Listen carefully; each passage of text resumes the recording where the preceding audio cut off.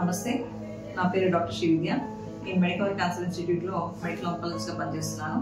ఈరోజు మనం cervical cancer గురించి ఎందుకు వస్తుంది, ఏ విధంగా ప్రివెంట్ చేసుకోవచ్చు అండ్ క్యాన్సర్ స్క్రీనింగ్ టెస్ట్లు ఏమైనా ఉన్నాయని తెలుసుకుందాం. సో ఈ సర్వైకల్ క్యాన్సర్ రావడానికి ముఖ్యమైన కారణం హెచ్పివి వైరస్ అన్నమాట. ఈ హెచ్పివి వైరస్ చాలా కామన్ ఇన్ఫెక్షన్, సెక్షువల్ యాక్టివిటీ ద్వారా స్ప్రెడ్ అవుతూ ఉంటుంది.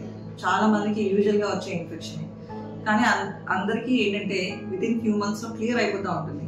కానీ కొంతమందిలో ఇన్ఫెక్షన్స్ ఏళ్ల తరబడి క్రానిక్గా మారి మెల్లగా క్యాన్సర్ కింద మారిపోతుంది అనమాట. సో ఈ హెచ్పివి వైరస్ ద్వారా మనకు కామన్గా వచ్చే ఇన్ఫెక్షన్స్ ఏంటంటే యానోజెనిటల్ ఏరియాలో వచ్చే ఇన్ఫెక్షన్స్, మెయిన్గా సర్వైకల్ క్యాన్సర్, ఇంకా హెడ్ అండ్ నెక్ క్యాన్సర్స్ కూడా వచ్చే ఛాన్స్ ఉంటాయి. ఈ హెచ్పివి వైరస్ అనేవి నేను ముందు చెప్పినట్టు మనకి కొంతమందికి ఏళ్ల తరబడి ఉండిపోతుంది అనమాట. సో 10 to 15 years గ్యాప్ ఉంటుంది అనమాట మనకి ఇన్ఫెక్షన్ వచ్చినప్పటి నుంచి క్యాన్సర్ కింద మారడానికి. సో ఈ 10 to 15 years గ్యాప్లో అది మెల్లగా కొన్ని చేంజెస్ అవుతూ ఉంటాయి. ఫస్ట్ ఏంటంటే క్యాన్సర్కి ముందుగా ఉండే చేంజెస్, ప్రీ క్యాన్సర్స్ చేంజెస్ అనేవి వస్తాయి. ఆ తర్వాత ఫైనల్గా క్యాన్సర్ కింద మారుతుంది. సో ఇది ఎందుకు చెప్తున్నా అంటే దీనికి మనకి స్క్రీనింగ్ టెస్ట్లు వాడుకోవడానికి ఇది చాలా ఇంపార్టెంట్ విషయం అన్నమాట. సో ఇంకా హెచ్పివి వైరసెస్ ఇంత దీర్ఘకాలికంగా ఇన్ఫెక్షన్ ఉండిపోవడానికి కొన్ని రిస్క్ ఫ్యాక్టర్స్ ఉంటాయి. అవి ఏంటంటే స్మోకింగ్, ఇంకొంతమంది ఏంటంటే చిన్న వయసులోనే పిల్లలకి కండం, ఇంకొంతమందికి ఏంటంటే సెక్షువల్లీ ట్రాన్స్మిటెడ్ ఇన్ఫెక్షన్స్ క్లియర్ అవ్వకపోవడం, ఎక్కువ మంది పిల్లల్ని కండం, సెక్షువల్ హైజీన్ సరిగ్గా మెయింటైన్ చేయకపోవడం, మల్టిపుల్ సెక్షువల్ పార్ట్నర్స్ ఉండడం, ఇవన్నీ కొంతవరకు రిస్క్ ఫ్యాక్టర్స్ అనమాట. ఈ రిస్క్ ఫ్యాక్టర్స్ వల్ల ఇన్ఫెక్షన్స్ అనేవి క్రానిక్గా మారే ఛాన్స్ ఉంటుంది, లేటర్ క్యాన్సర్ కింద మారే ఛాన్సెస్ ఉంటాయి. సో మనం ప్రివెన్షన్ కింద చూస్తే హెచ్పివి వైరసెస్ ప్రివెంట్ చేసుకోవాలి అంటే హెచ్పివి వ్యాక్సిన్స్ ఉన్నాయి. ఈ హెచ్పివి వ్యాక్సిన్స్ ఏంటంటే 9 to 14 years ఏజ్ పిల్లలకి మనం ఈ వ్యాక్సిన్ వేయగలిగితే జస్ట్ 2 doses సరిపోతుంది. అండ్ వాళ్ళకి ఫ్యూచర్లో ఆ ఇన్ఫెక్షన్ రాకుండా, దాని రిలేటెడ్ క్యాన్సర్స్ రాకుండా ప్రివెంట్ చేసుకోవచ్చు. ఇన్ కేస్ 14 years దాటిపోయింది అనుకుంటే 3 doses ఇవ్వచ్చు. బట్ వాళ్ళ లైఫ్లో ఫస్ట్ సెక్షువల్ యాక్టివిటీ ముందు ఇవ్వగలిగితే బెస్ట్ రిజల్ట్స్ ఉంటాయి. సో ఈ వ్యాక్సిన్స్ వేసుకోవడం వల్ల కొంతవరకు ఆ anogenital cancers and head and neck cancers prevent చేసుకునే ఛాన్సెస్ ఉంటాయి.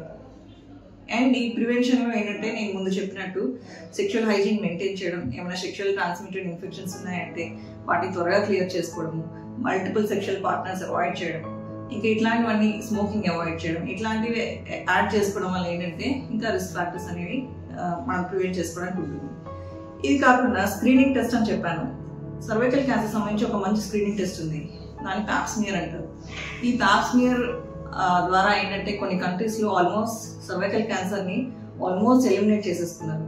కానీ ఇండియాలో ఇప్పటికీ దీని గురించి చాలా మందికి అవగాహన లేదు. అండ్ చాలా మందికి పాప్స్మియర్ అనగానే టెన్షన్, చేయించుకోలేను, పెయిన్ఫుల్గా ఉంటుందేమో అనుకుంటా ఉంటారు. బట్ చాలా సింపుల్ టెస్ట్, ఇది జస్ట్ ఫ్యూ మినిట్స్లో అయిపోయే టెస్ట్. అండ్ టెస్ట్ రిజల్ట్స్ కూడా 1 or 2 daysలో వచ్చేస్తుంది.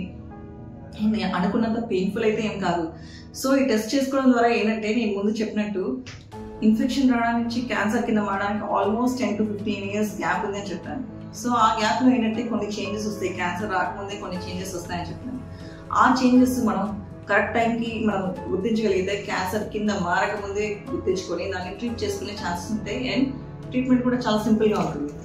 సో ఈ పాప్స్మియర్ అనేది 20 years దాటిన సెక్షువల్లీ యాక్టివ్ మహిళలందరూ 3 yearsకి ఒకసారి చేయించుకోవడం ద్వారా కొంతవరకు క్యాన్సర్ని ప్రివెంట్ చేసుకునే ఛాన్సెస్ ఉంటాయి. సో నేను ఏదైతే విషయాలు చెప్పానో HPV vaccine plus Pap smear screening, ఇంకా మిగతా ప్రివెంటివ్ మెజర్స్ చూసుకొని లేడీస్ అందరూ ఇవన్నీ ఫాలో అవుతూ సర్వైకల్ క్యాన్సర్ గురించి అవగాహన పెంచుకొని ప్రివెన్షన్ స్ట్రాటజీస్ మెయింటైన్ చేస్తారని కోరుకుంటున్నాను. Thank you.